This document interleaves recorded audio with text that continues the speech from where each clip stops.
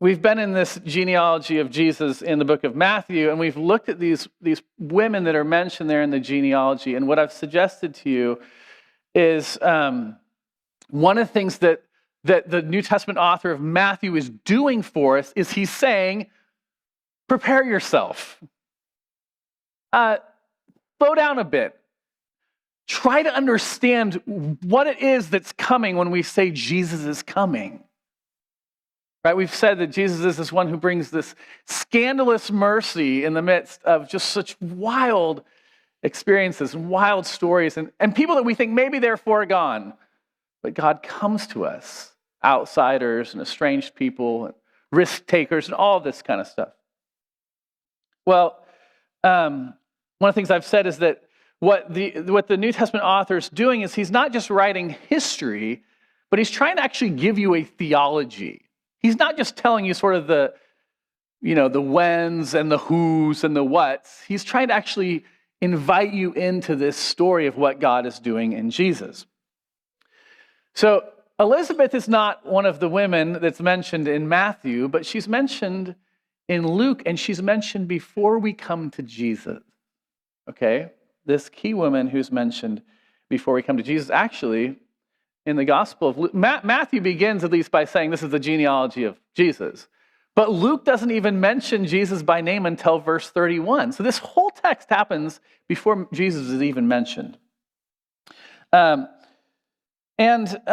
Luke here, instead, through this preparation time, gives us this story of John the Baptist and his parents, Zechariah, this priest, and his wife, Elizabeth, who is the cousin we will learn of Jesus' mother, Mary. So what I want to do here is I want us to focus on Elizabeth. And what I want us to do also is just ask this simple question that we've been asking as we've looked at these various women. How do they prepare us to understand Jesus? How is this narrative actually shaping us so that we might receive Christ rightly? Let me say this. David read for us this beautiful text, and it's a rather long text, and a lot of this passage is dealing with Zechariah. And there's actually some really good things that we could sit in and meditate on. I mean, God speaks to Zechariah in the context of his house, which he so often does. He still does that today. And actually, we could even just reflect on this idea that he mentions incense 3 times and the theology of the smoke and the presence of God and this kind of stuff. We could sit on that. Or we could consider the role of John the Baptist that's, of course, rather extensively mentioned in this passage. But all I'm doing, just because I know some of you will be like, you skipped over so much. I know y'all don't really do that much for me, but, I'm just focusing on Elizabeth, okay? That's what we're going to focus on this morning. So Elizabeth. And what do we learn about Elizabeth in this text? Okay, the first thing we learn about Elizabeth in this text is that, this all takes place. She's living in the time of Herod, the king of Judea, which might not mean a whole lot to you, but to the people living at that time, it meant a lot. It was very significant. Herod was a Roman ruler, which was very significant in and of itself because the Jews would have known deep down in their hearts that there should have been a Jewish person leading them on the throne. It should have been a descendant of David on the throne. And for a Jew that was really seeking after God, that would have brought them back to this reality that the Jews as a whole had rebelled against the Lord, had collectively sinned to an extent that God actually exiled them, and then they were brought back, and their king really was not on the throne again as it should have been. Things got worse and worse, and Herod represents in some ways, for someone like Elizabeth, this long story of God's people. But this fact that somebody else is ruling that should not be ruling. The other thing you need to know about Herod is that Herod is both a great ruler and a terrible ruler. He's kind of more like, actually, maybe I should say it like this. He's a great leader. He's a terrible ruler. He's a great leader because he got tons done. He rebuilt a lot of stuff. He added to the temple, actually, in Jerusalem. But he was also terrible. He built lots of temples to pagan gods in and around Jerusalem and in Judea. And beyond this, you all likely know the story that we find in the Gospel of Matthew. Herod is the one that commands the children 2 years and younger around Bethlehem to be slaughtered. This is Herod. Okay? So Elizabeth lives in this time of upheaval, a time when sin had laid to waste sort of the great desires of the people of God. And you could actually see this just in the architecture, in the life around you. This was reinforced for you all the time. Things were not as they were meant to be, okay? The rough places were really rough. And the deep valleys of sorrow and sadness were really deep. Okay, the next thing we learn about Elizabeth is that this is the end of verse 5, the second half, and he had a wife, meaning Zechariah, from the daughters of Aaron, and her name was Elizabeth. So one thing we learn about Elizabeth is that she is one of the daughters of Aaron, which is to say this: she came from a religious family. And not just any religious family, but like the religious family. Aaron was the first of the chief priests, the high priests. So her family had religious pedigree. You could say it like this: she was an OG pastor's kid, right? The original gangster pastor kid. And so she is sort of raised in the life of the church and a life of faithfulness and has this pedigree, this heritage, okay? The third thing that we learn about Elizabeth is that she's righteous before God, right? Verse 6, and they were both, Zechariah and Elizabeth, righteous before God, which is to say she was in good standing before the Lord. She knew the ways of God. She knew that her sin was great, but God's grace was even greater. You could say she was justified in his sight. She had true faith in the work of God for her. And this is significant, but because if you know the story of Israel, it's not a foregone conclusion that someone who's a priest is actually faithful, not remotely, just like it is in our own days. And priests' family, and it's just like today. You know, you can be raised, you can be in this religious family, you can be from the OG religious family, and you can just give up on it all. You can think, this is not for me. God's dead anyway. But that's not Elizabeth's story. God's alive, and she has a living relationship with God.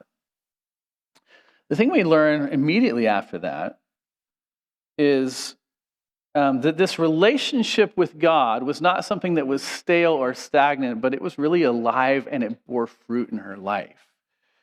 So that righteousness actually lived out in her day-to-day life. What it says, this is, they were walking blamelessly in all the commandments and statutes of the Lord. What you can say now is she sought to put on Christ in her life, right? Her life bore fruit of the living God. Which is just to say, this woman's not faking it, right? This is a devout person. Somebody who's not, just showing up to church just because whatever, somebody else told me to come along, or I feel guilty if I don't. They've actually tasted of the love of God, and they want to bear that fruit in their lives. She wants to demonstrate that love. But here's the next thing we learn, and this is sort of where this story really gets going. Verse 7, but they had no child because Elizabeth was barren, and both were advanced in years. Which is to say, it's not that she didn't want children, it's that she couldn't have children. She was barren. And some of you know this state. You literally know this state in your life, right? You have had the long desire for children, and that desire has never been met. And you just know the pain of that long desire not being met. I mean, Proverbs tells us that hope deferred makes the heart sick.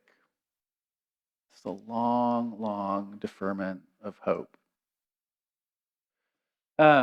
Some of you know other things like other aspects of barrenness. Maybe you've long desired a spouse and that hasn't happened, or you've long desired a job that brings a level of deep fulfillment in your life, and that's just never happened. Just this long barrenness. The fact is, my guess is that actually every single one of us, when we begin to contemplate this on some level, can empathize with Elizabeth and Zechariah in their long, unfulfilled waiting. Our desires are always difficult when they go unmet. And what we're told here is that this was a barrenness with regards to childbearing. And we could even say that was a holy desire. Didn't God make, humankind, male and female, and then say, be fruitful? She could say, this is exactly what you even told me to desire. Why would I live a life of barrenness? We long to use our creativity maybe for the blessing of others, but that creativity maybe seems to go nowhere in our lives. It doesn't bear the fruit that we desire it to bear. It's December 31st, which, by the way, it's actually 12/31/23, which is 1-2-3-1-2-3. Write it out, kid. Kind of fun. And so it's time to make resolutions again, right? Maybe we'll read more this year. We're going to get in shape this year. We're going to lose those pounds from the 12 days of Christmas, right? We're going to connect with our friends more intentionally this year. Because we don't want barren minds or barren hearts or barren relationships. Barren bodies. Barrenness. I looked up synonyms for barrenness. Listen, some of these fit best when we talk about land. Barrenness can be a desert, a dry and fallow, a waste place where nothing grows. And that's actually how we feel, right? And sometimes that's what we experience. Here's some other synonyms. Impoverished, desolate, empty, parched. I have children. I have 3 children who I'm deeply blessed by. But all of those words are familiar. Those aren't strange or foreign words. I doubt that they are unfamiliar to you.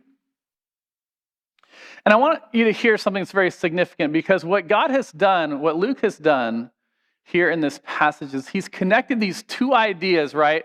Of them being righteous and seeking to walk in the way of the Lord, bearing the fruit of a living life with God, right next to barrenness, right next to a desert place, a wilderness.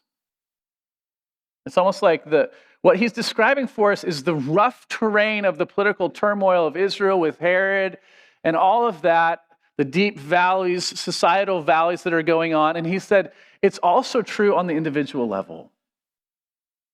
The rough places are really rough, and the deep valleys are really, really deep.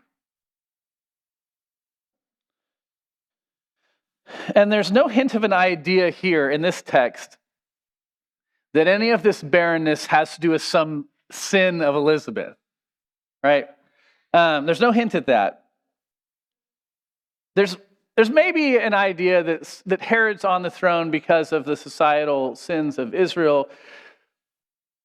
And we shouldn't discount the idea that our sins do have consequences in the world. But here in this passage, Elizabeth's barrenness has nothing to do with some prevailing sin in her life. And we just have to admit that this is true, that much of the difficulty that we go through in this life is simply that the world is not as it's meant to be. It's not. Paul tells us in Romans 8 that it groans to be set free from its bondage to corruption. And much of the hardship in your life, much of the barrenness that you experience, and the ache, the deep ache that you feel in this world, is simply this deep longing for the redemption of things, for things to be put to right.